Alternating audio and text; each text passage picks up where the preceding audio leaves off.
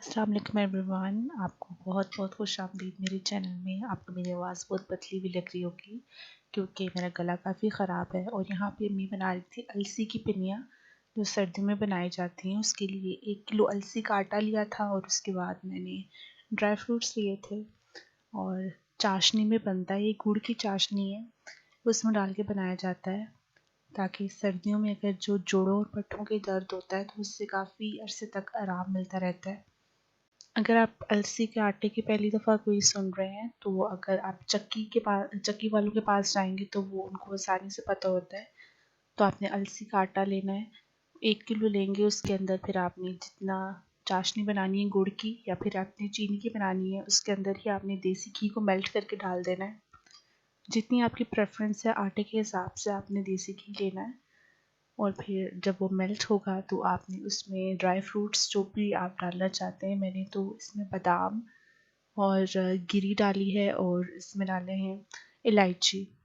इलायची से ये होता है कि अगर किसी को देसी घी की जो खुशबू है वो पसंद नहीं है तो वो भी इतनी देसी घी की जो खुशबू है वो भी नहीं आएगी और एक अच्छा सा अरोमा आ जाता है आपके खानों में। और खानों में भी डाल सकते हैं और इस किस्म की जो सर्दियों की जो चीज़ें हैं इसमें भी आप डाल सकते हैं। तो आप थोड़ी थोड़ी सी चाशनी डालेंगे और उसको मिक्स करते जाएंगे। अगर ज़्यादा चाशनी की ज़रूरत नहीं है तो फिर इसको नहीं डालेंगे, वरना ये हमने इसकी गोल गोल से लड्डू बनाने हैं जिसको पिनिया बोलते हैं। तो इसके लिए हम थोड़ी थोड़ी सी चाशनी डाल के मिक्स करते रहेंगे और फिर हम देखते हैं कि एक ऐसी शेप में चली जाएगी जैसे आटा गूंथता है।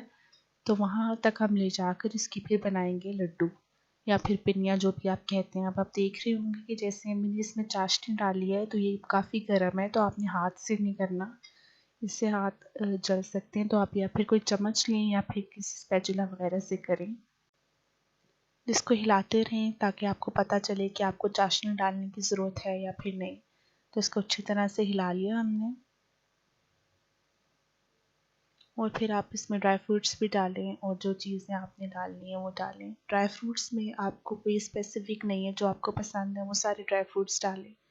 और या तो आप पहले डालें, अम्मी ने चूँकि पहले डाली तो पहले मिक्स बहुत अच्छे हो जाते हैं, तो वो पहले मैं क्लिप ऐड करना भूल गई थी तो अब मैंने ऐड किया है।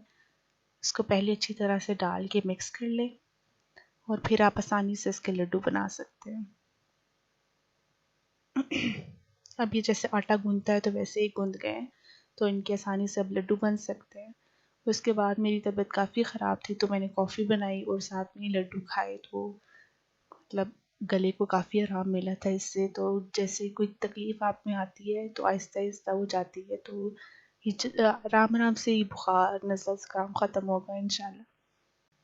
और इस्लामाबाद में 3 दिनों से लगातार बारिश है और मौसम काफ़ी ठंडा हो गया है। और मैं अपनी फ्रेंड के घर गई थी और उसके घर हमने नाइट स्टे किया था और मुझे इतना अच्छा लगा। उनके घर के टेरेस से जब मैं बाहर निकली तो ये एलोवेरा जेल है जो फ्रेश है बिल्कुल, ये गमलों में लगी हुई है। तो आप भी यूँ अपने घर में लगा सकते हैं इसको और इसका डायरेक्टली जो इसके बेनिफिट्स हैं वो ले सकते हैं, क्योंकि फ्रेश एलोवेरा जैसी तो कोई बात ही नहीं है ना। और ये हमारी कायद-ए-आज़म यूनिवर्सिटी की बस गुजर रही है। फिर मुझे कायद-ए-आज़म यूनिवर्सिटी की बस देख के याद आया कि कभी मैं भी स्टूडेंट हुआ करती थी लेकिन अब तो काफ़ी महीनों से मैं फ़ारिग हूँ। इंशाल्लाह मैं आगे एडमिशन लूँगी अल्लाह ने चाहा तो। और ये रास्ते की क्लिप है जब बारिश हो रही थी और हम उसके घर जा रहे थे। 1 दिन पहले से 3 दिन पहले से रात की बारिश स्टार्ट हुई है जो लगातार तीसरे दिन तक हम लोग देख रहे हैं कि बारिश रुकने का नाम नहीं ले रही। कभी हल्की हो जाती है लेकिन जो कहते हैं ना बारिश बिल्कुल रुक गई, तो वो रुकती नहीं है। सुबह, शाम, दोपहर और रात। तो अब समझ आ रही है कि जो यूके, कनाडा वगैरह में रहते हैं उन बेचारों की ज़िंदगी कितनी मुश्किल होगी, क्योंकि जो बाहर और ऐसे मौसम हो उनमें रहना तो बहुत आसान है, लेकिन जो मुस्तकिल सर्दी होती है वो इंसान की बर्दाश्त में नहीं होती। और जो सुस्ती है ना वो इंसान को बिल्कुल मार देती है। तो बिल्कुल हमें सुस्ती से काम नहीं लेना चाहिए। जो काम हो उसको जब तक हम ख़त्म ना कर लें आराम से नहीं बैठना चाहिए, क्योंकि जो सुस्त इंसान होता है ना वो ज़िंदगी में कभी कामयाब नहीं हो सकता। ये तो अभी तक मैंने अपनी ज़िंदगी के एक्सपीरियंस से ये मैंने सबक हासिल कर लिया। तो बिल्कुल भी हमें ऐसी कोई हरकतें नहीं करनी चाहिए अगर हम कामयाब होना चाहते हैं अपनी ज़िंदगी में। इंशाल्लाह हम लोग सुस्ती का मुज़ाहरा नहीं करेंगे, ख़ास तौर में मैं और आप भी। चलें, उसके बाद एक क्लिप है जिसमें जब हम लोग गाँव से लेकर आए थे साग और अम्मी ने वो काटा सबसे पहले, तो जिससे काटा वो बहुत इंटरेस्टिंग चीज़ है।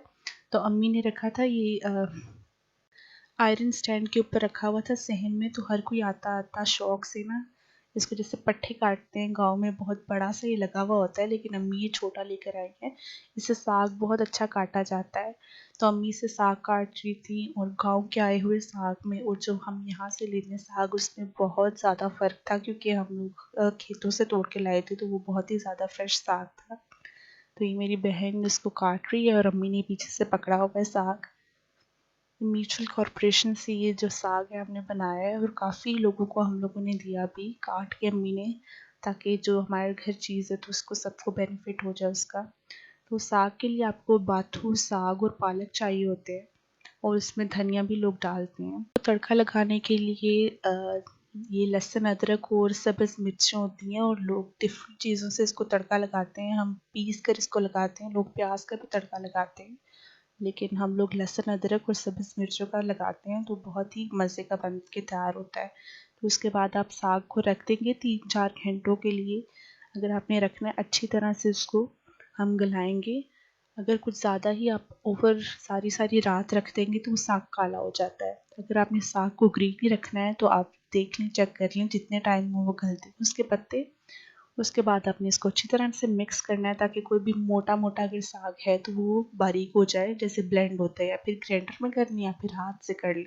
लेकिन जो हाथ से करने की है वो ग्राइंडर में उसका वैसे मज़ा नहीं आता। जब ये बिल्कुल बारीक पिस जाए साग तो उसके बाद आपने एक बर्तन में लेना है थोड़ा सा ऑयल और उसमें जो हमने पेस्ट अपना किया हुआ है ग्राइंड वो इसमें डालना है, लहसुन अदरक और सब्ज़ मिर्चों का।